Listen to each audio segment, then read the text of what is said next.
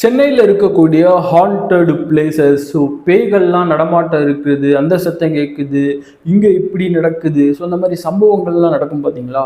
So அந்த மாதிரி இருக்கக்கூடிய டாப் 5 பிளேஸை பற்றி தான் இந்த ஒரு வீடியோவில் நான் உங்ககிட்ட சொல்ல போகிறேன். ஸோ நீங்கள் நம்ம சேனலில் ஃபஸ்ட் டைம் பார்க்குறீங்க அப்படின்னா மறக்காமல் சப்ஸ்கிரைப் பண்ணிக்கோங்க. வணக்கம் அண்ட் வெல்கம் பேக்.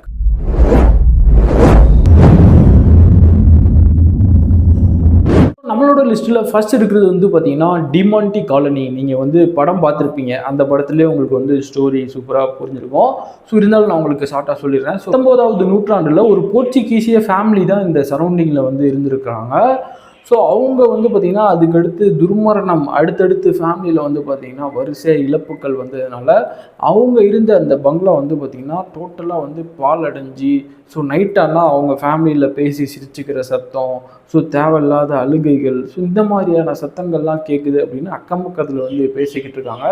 ஸோ அதனால தான் அந்த படமும் வந்து பார்த்திங்கன்னா எடுத்திருப்பாங்க. ஸோ அவங்களோட ஆன்மா சாந்தி அடையாத அந்த இளம் வயதில் போன ஆன்மா வந்து பார்த்திங்கன்னா ஸோ அதோட சத்தம், அதோட அந்த பேட் வைப்ரேஷன், தேவையில்லாத அந்த இருட்டுக்குள்ளே பேட் வைப்ரேஷன், இல்யூஷன், ஸோ இதெல்லாம் மக்கள் வந்து பார்த்துட்டு அவங்களோட அந்த கற்பனை பாதி உண்மை அப்படின்னு சொல்ல முடியும். ஸோ அதை வச்சு தான் அந்த மூவி இதெல்லாம் மேக் பண்ணியிருப்பாங்க. ஸோ செகண்ட் வந்து பார்த்தீங்கன்னா பெசன்ட் நகர் புரோக்கன் பிரிட்ஜ். 1970 அடையார் அந்த நதிக்கரையிலேருந்து அடிச்சுட்டு வந்த அந்த பிரிட்ஜு தான் வந்து பார்த்திங்கன்னா இந்த பெசன்ட் நகர் புரோக்கன் பிரிட்ஜு. ஸோ காலையிலேருந்து சாயங்காலம் வரைக்கும் வந்து பார்த்திங்கன்னா ஃப்ரெண்ட்ஸ் எல்லாமே அங்கே தான் இருப்பாங்க. ஆனால் நைட்டுக்கு மேலே அது வந்து ஒரு ஹாண்டட் பிளேஸாக வந்து மாறுது.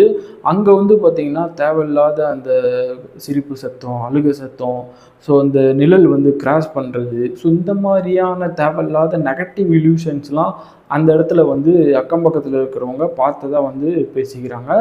ஸோ போலீஸும் வந்து பார்த்திங்கன்னா நைட்டானால் அந்த இடத்துக்கு வந்து போகக்கூடாது அப்படின்னு சொல்லி தடை பண்ணியிருக்காங்க. ஸோ நீங்களும் தேவையில்லாமல் அந்த பிளேஸில் போய் மாட்டிக்காதீங்க. அட்வென்ச்சர் ட்ரை பண்ண போகிறேன், ப்ளாக் பண்ண போகிறேன், ஸோ அந்த மாதிரிலாம் தயவு செஞ்சு இந்த வீடியோ பார்த்துட்டு என்ன இது கம்ப்ளைண்ட் பண்ணி விட்டுறாங்க. தேர்ட் வந்து பார்த்திங்கன்னா சென்னை டு பாண்டிச்சேரி அந்த ரோடு பகலில் வந்து பார்த்திங்கன்னா அது ஒரு சொர்க்கம்னே சொல்லலாம். ட்ராவல் பண்ணுறதுக்கு அவ்வளோ பியூட்டிஃபுல்லாக செம்ம அழகாக இருக்கும்.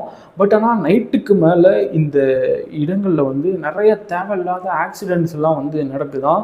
ஸோ வண்டியிலே போய்கிட்டு இருக்கிறப்ப வந்து பார்த்திங்கன்னா பிரேக் பிடிக்காமல் போகிறது, ஸ்டேரிங் அப்படியே ஸ்டக் ஆகி நிற்கிறது, அப்படியே ஒரு வெள்ளை உருவம் வந்து திடீர்னு வந்து வர்றது. ஸோ இதனால் அங்கே வந்து நிறைய விபத்து நடக்குது அந்த மாதிரி சொல்கிறாங்க. எக்ஸ்பீரியன்ஸாக டிரைவரே சொல்கிறாங்க. பட் இதெல்லாம் எந்த அளவுக்கு உண்மை அப்படின்றது தெரியல. பிரேக் பிடிக்காமல் போகிறது, ஸ்டேரிங், இதெல்லாம் நம்ம முன்னாடியே வந்து செக் பண்ணிட்டு வந்தால் எல்லாமே ப்ராப்பராக இருக்கும். பட் சில இடங்களில் இருக்கக்கூடிய தேவையில்லாத வைப்ரேஷன்ஸ் வந்து பார்த்திங்கன்னா இந்த மாதிரி ஒரு தப்பான இதை வந்து கண்டிப்பாக வந்து கொடுக்கும். இப்போ வந்து பார்த்திங்கன்னா நமக்கு நடக்கிற டைமை வந்து சொல்ல முடியும். ஸோ இந்த சனி கிரகம் நடக்கிறப்ப நமக்கு வைப்ரேஷன் வந்து எங்கே போனாலும் சரி இருக்காதுன்னு சொல்லுவோம்ல. ஸோ அந்த மாதிரி ஆனால் சில கோவில்களுக்கு போனால் கரெக்டாக இருக்கும் வைப்ரேஷன். ஸோ அந்த மாதிரி சில இடங்களில் இருக்கக்கூடிய அந்த பேட் வைப்ரேஷனால் இந்த மாதிரி இன்சிடென்ட்ஸ்லாம் நடக்கிறது வந்து ஒரு சர்வசாதாரணம். ஸோ அந்த இடம் வந்து பார்த்திங்கன்னா ரொம்ப ஒரு டேஞ்சரான, அங்கே இருக்கக்கூடிய அந்த டேஞ்சரான வளைவு, இருட்டு, அந்த டார்க் இருட்டு, ஸோ அங்கே கேட்கக்கூடிய சத்தங்கள், ஸோ இதனால் வந்து நிறைய விபத்துக்கள் நடக்குது அந்த மாதிரி வந்து பேசிக்கிறாங்க. ஃபோர்த் வந்து பார்த்திங்கன்னா அடையார் ஆலமரம் தியோசாபிக்கல் சொசைட்டி. இது வந்து பகல் டைமில் போனால் ஒரு பார்க்கு, பெஸ்ட்டு பிளேஸில் நான் பார்க்கையும் வந்து சொல்லியிருப்பேன்.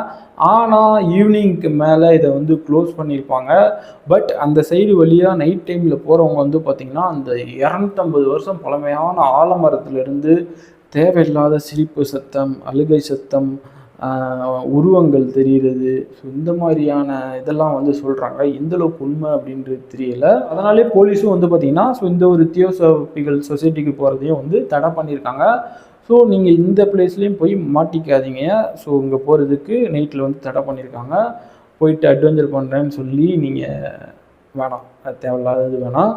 ஆனால் ரொம்ப ஒரு ஹாண்டடான பிளேஸ் அந்த மாதிரி சொல்கிறாங்க. பார்க்குறதுக்கு பகலில் பார்க்குறதுக்கே அப்படி தான் இருக்கும், யாருமே இருக்க மாட்டாங்க. அந்த ஆலமரம் அமைதியான ஒரு பிளேஸு. பகலில் வந்து பார்த்திங்கன்னா பயம் இருக்காது, ஏன்னா வெளிச்சம். ஸோ அது ஒரு பாசிட்டிவ் தானே. இருட்டு அப்படின்றது தான் ஒரு நெகட்டிவ். ஸோ அந்த இடத்துல நமக்கு தேவையில்லாத இல்யூஷன், எந்த சத்தத்தை கேட்டாலும் அது அந்த சத்தமாக இருக்குமா, அந்த சத்தமாக இருக்குமான்னு அது நம்மளோட மைண்ட் செட்டு.